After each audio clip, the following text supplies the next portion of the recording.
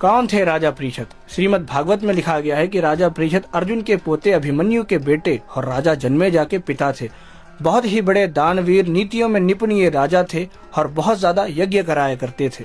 एक बार की बात है, जब राजा परीक्षित शिकार करने के लिए अपने महल से निकले तो उनका आमना सामना कलयुग से हो गया। राजा परीक्षित ने कलयुग से कहा, कलयुग, तुम मेरे राज्य से निकल जाओ।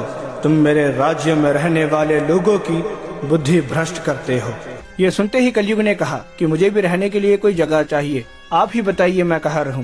जहाँ पर हिरण्य यानी सोना होगा वहीं पर तुम्हारा निवास होगा। इस चक्कर में राजा परीक्षित ये भूल गए कि उनके सिर पर जो कलगी लगी थी वो भी सोने की थी। फिर क्या था, जो राजा परीक्षित ने कहा कलयुग ने वही किया। वो राजा परीक्षित के कलगी में निवास करने लगा। राजा परीक्षित बहुत देर से शिकार के तलाश में थे, पर उनको कोई शिकार नहीं मिला। पर अचानक उनके सामने से एक हिरण भागता हुआ जंगल की ओर गया। राजा परीक्षित उस हिरण का पीछा करते हुए ऋषि वे भांडव जी के पास जा पहुँचे। ऋषि वे भांडव जी तप कर रहे थे। राजा परीक्षित ने ऋषि वे भांडव जी से कहा, हे ऋषि वे भांडव, मुझे प्यास लगी है, कृपया मुझे पानी दे। और क्या आपने यहाँ से एक हिरण को भागते हुए देखा है?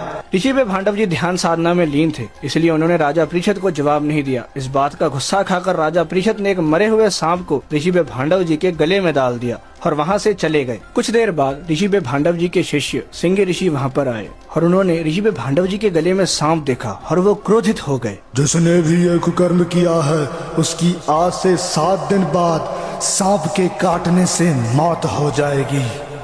समाधि खुलने के बाद जब ऋषि वे भांडव जी को यह पता लगा कि उनके शिष्य ने राजा परीक्षित को श्राप दे दिया है, वो बड़ा पछताए, क्योंकि ऋषि वे भांडव जी राजा परीक्षित की बड़ी इज्जत करते थे और इतने तुच्छ कारण से इतने बड़े धर्मी राजा की मौत हो जाना उनको उचित नहीं लगा। ऋषि जी ने उसी वक्त ये सारी खबर राजा परीक्षित के पास पहुंचाने को कहा। जैसे ही राजा परीक्षित को यह सारी बात का पता लगा, उन्होंने गंगा के अंदर एक बहुत ही बड़ा शीश महल तैयार करवाया और पानी से कोई सांप न आ जाए इस बात का ध्यान रखने के लिए कई सारे सिपाही तैनात कर दिए गए।